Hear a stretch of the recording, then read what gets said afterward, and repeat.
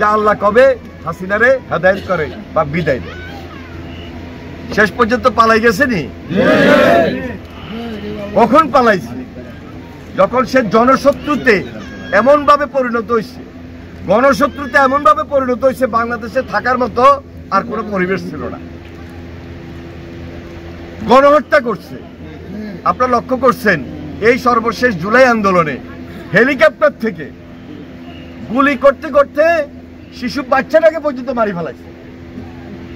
তাহলে এটার বিচার কি হবে না? এটার বিচার আপনারা চান না? আমরা 17 বছরের বিচার চাইছি, আমরা গণহত্যার বিচার চাইছি, আমরা গুম খুনের বিচার চেয়েছি, আমরা দুর্নীতির বিচার চেয়েছি, টাকা পাচারের বিচার চেয়েছি।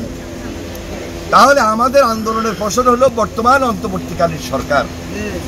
এই সরকার ক্ষমতায় আজকে দায়িত্ব পালন করছে 9 মাস। 9 মাসে এখন পর্যন্ত দৃশ্যমান কোনো বিচার দেখছি না। দৃশ্যমান বিচার যদি না হয়, আমার আপনার মনের মধ্যে কষ্টটা জমাট বাঁধতেছে না যে বিচারটা হইতেছে না কেন? বিচারের প্রক্রিয়াটা এত স্লো কেন, এত লো প্রোফাইলে কেন? কারণটা কি?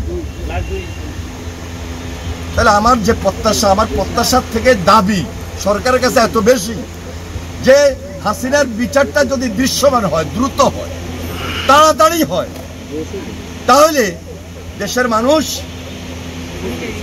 খুশি হবে, আশ্বস্ত হবে যে না, আমরা সঠিক একটা বিচার পেয়েছি। এখন হাসিনার বিচারটা যদি খুব দ্রুত হয়, তাহলে এই গুম খুনের বিচারে একটা রেজাল্ট আসবে, বিচারে একটা রায় হবে, গণহত্যার একটা বিচার হবে, বিচারে একটা রায় হবে। যারা গণহত্যা করে, যারা গুম খুন করে, এদের কি রাজনীতি করার কোনো অধিকার আছে?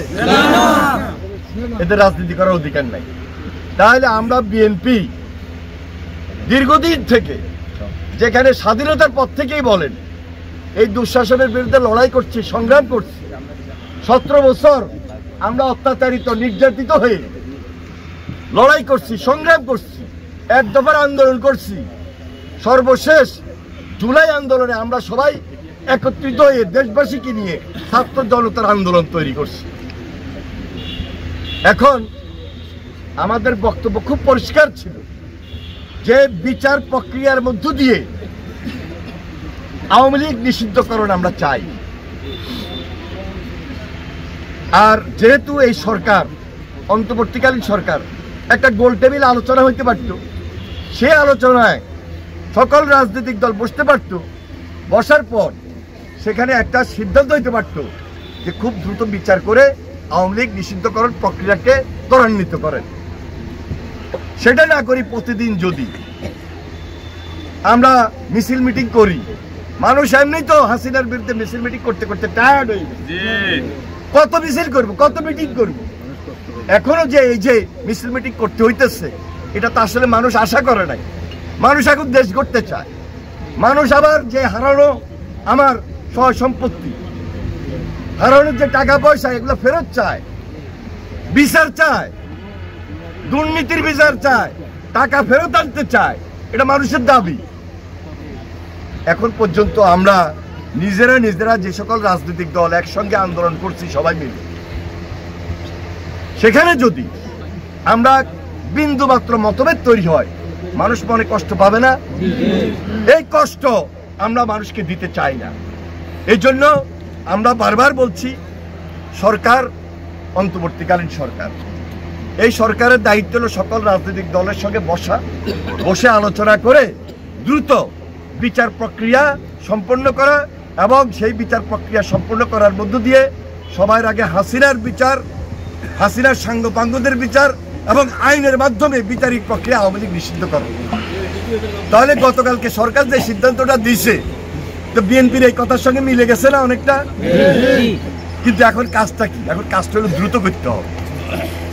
এটা নিয়ে আমি পাড়া মহল্লায়, শাহবাগে, যমুনায় বারবার মিছিল করবো, মিটিং করবো, গাড়ি আটকামু, মানুষের কষ্ট হবে।